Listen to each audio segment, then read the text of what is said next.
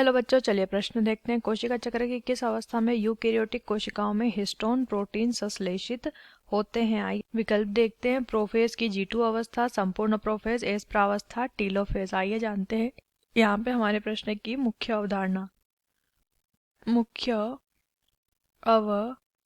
हमारे प्रश्न की मुख्य अवधारणा यहाँ पर संबंधित है। हमें बताना है कोशिका चक्र से संबंधित प्रश्न दिया हुआ है। देखिए, एक कोशिका चक्र जो होती है उसमें दो प्रावस्था होती है। एक होती है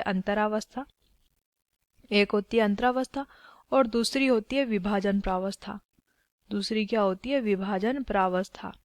अंतरावस्था के दौरान कोशिका अपने आप को विभाजन के लिए तैयार करती है। उसके लिए उसमें द्विगुणन होता है, प्रोटीन निर्माण होता है, और विभाजन प्रावस्था में कोशिका का विभाजन हो जाता है। ये प्रक्रिया, अब यहाँ पे प्रश्न में क्या पूछा गया है कि यूकेरियोटिक कोशिका जो है, यूकेरियोटिक कोशिकाएं ऐसी कोशिकाएं होती हैं जिनमें की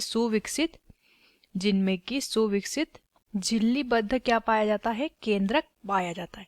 अब यहाँ पे बात कर लेते हैं कोशिका चक्र में जो यूकेरियोटिक कोशिका होती है उनमें कोशिका चक्र की किस अवस्था में क्या होता है? हिस्टोन प्रोटीन का निर्माण। तो देखिए, हिस्टोन प्रोटीन का जो निर्माण होता है वो अंतरावस्था के अंतर्गत आने वाली जो एस प्रावस्था होती है उस दौरान होता है। एस प्रावस्था, देखिए जो अंतरावस्था होती है उसमें तीन प्रावस्था होती है, G1, S और G2, जिसमें से एस प्रावस्था के दौरान हमारा हिस्टोन प्रोटीन बनता है। तो पहला क्या दिया है? प्रोफेज के G2 अवस्था। G2 अवस्था की अगर बात करते हैं तो इस प्रावस्था को पोस्ट सिंथेटिक या प्री माइटोटिक प्रावस्था भी कहा जाता है। और इस दौरान जो है क्या होता है? इस दौरान डीएनए का जो संश्लेषण हो रहा था वो रुक जाता है। इस दौरान हिस्टोन प्रोटीन नहीं बनते हैं। संपूर्ण प्रोफेज यहाँ लिख लेते हैं। प्रोफेज लिखेंगे, ठीक से लिख लेते हैं। देखिए, प्रोफेज, मेटाफेज,